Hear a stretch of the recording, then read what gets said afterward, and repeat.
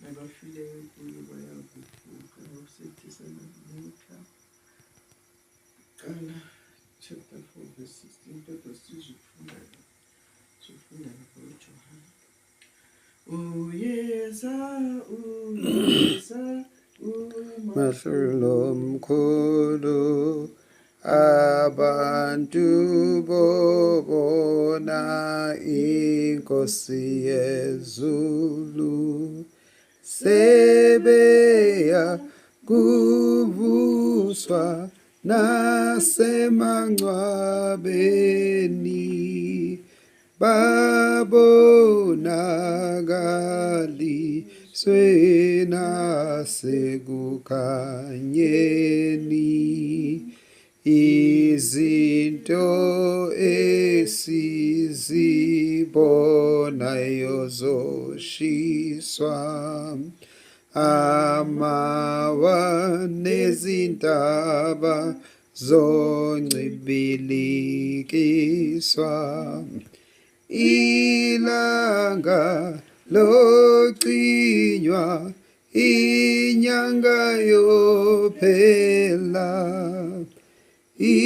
izoni azinakuba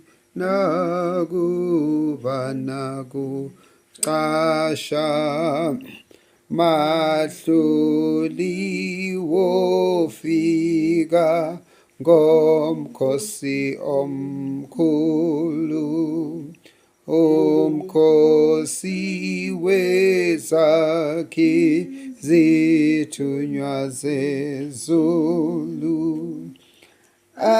Amehlo mahluli omkhulu ayobona, izinto izinto zokona, izoni zoba nolukhulu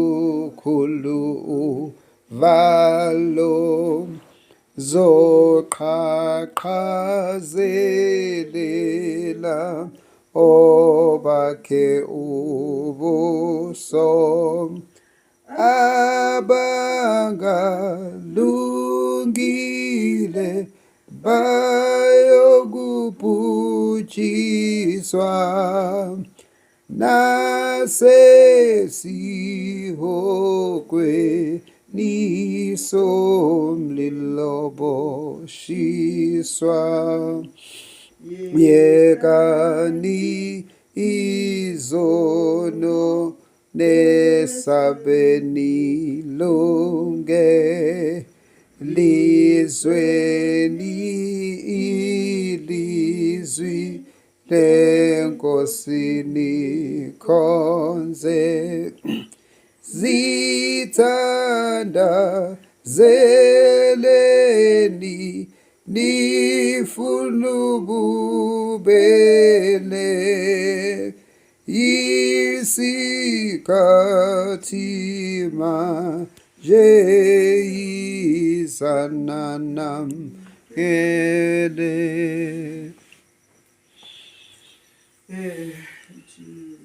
Uma John 16 phansi kwesihloko esithi ukumuka nokubuya kukaJesu. Lapha ku-verse 20, ngiqinisile ngithi kini liyakukhala nilile nina, kepha izwe liyakujabula. Liyakuba lusizi nina, kepha usizi lwenu luyakuphenduka lube ngokuthokoza. Owesifazane nxa esebeletha ulusizi ngokuba sefikile isikhathi sakhe, kepha nxa esembelethile umntwana akabe esakhumbula ubuhlungu ngenxa yentokozo yokuba kuzelwe umuntu ezweni.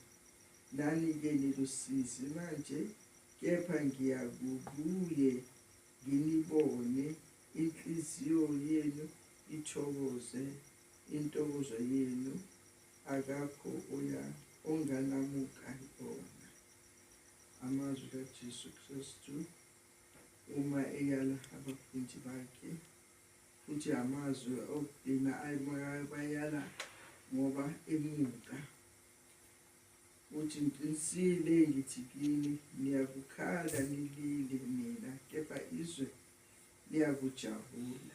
Njengoba sikhala silila, ziningi izinto ezisixakayo sizibheka ezenzakalayo, especially thina amakholwa ziyasidabukisa. Asithokozi ngalutho, kodwa izwe lona lijabulile, alazi nokuthi lidumephi lishonephi.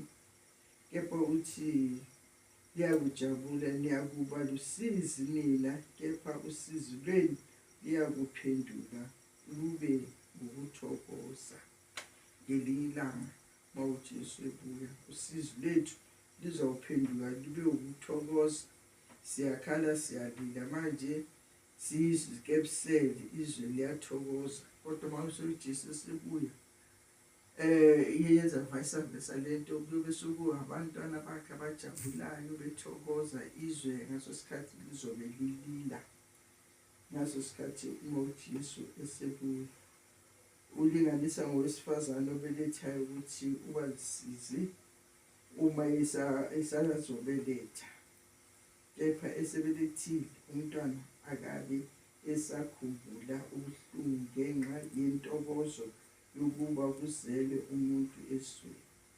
Ngoba kunjalo uma umuntu esikwa ezobeletha, ufisa nokufa ukuthi makafe. Banye baze babuze, dokotela ngihlabe injection ngife, dokotela ngisikeni operate, ngoba kunzima. Njengokuthi uNkulunkulu asho wesifazane uyobeletha kabuhlungu esweni umntwana, kodwa uma esembelethile lonke lelo sizi liyadlula, liyaphela, ngoba ulethe umuntu esweni. Uthi nani-ke nilusizi manje, kepha ngiyakubuya nginibone, inhliziyo yenu ithokoze, intokozo yenu akakho onganamuka yona. Uthi nani-ke nilusizi manje, kepha ngiyawubuya. uJesu Kristu uyathembisa ukuthi uzobuya. Ngasikhathi ebuya ngasakabuyi nje ukuthi uzoza nje aseqaleni aloku ashumayela, engena amasinagoge nayo yonke indawo, ephikisana nabaFarisi nababhali. Uzobuya sekezobahlulela. Uthi inhliziyo yenu ithokoze, intokozo yenu akakho onganamuka yona. Uma uJesu Kristu esebonakala, akekho ozawusimuka leyo ntokozo leyo esobe sinayo, ngoba kuyobe nathi sekufike lapho sesijabula khona. Yingakho sifanele ukuthi sihlale eNkosini, inhliziyo zethu zilunge ngaso sonke isikhathi. Ngiyambonga uNkulunkulu ngoba uthi nje izwe liyathokoza, lijabulile, kepha thina asijabulanga, asithokozanga.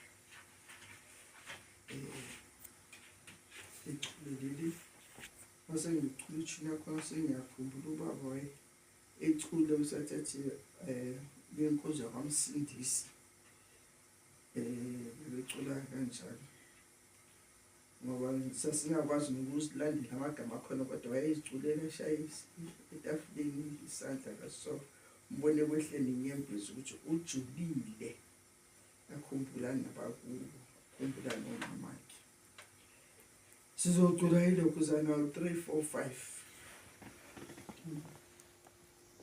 5. Mahluli ofika ngomkhosi omkhulu, umkhosi wezakhi zithunywa zezulu, amehlo mahluli omkhulu izinto zaseseyizinto zokona, izoni zoba nolukhulu uvalo zoqhaqhazelela obakhe ubuso abangalungile bayokubhujiswa nasesihogweni somlilo boshiswa yekani izono nesabeni lunge lizweni ilizwi lenkosini khonze zithandazeleni nifunu bubele yisikhathi manje izananamkele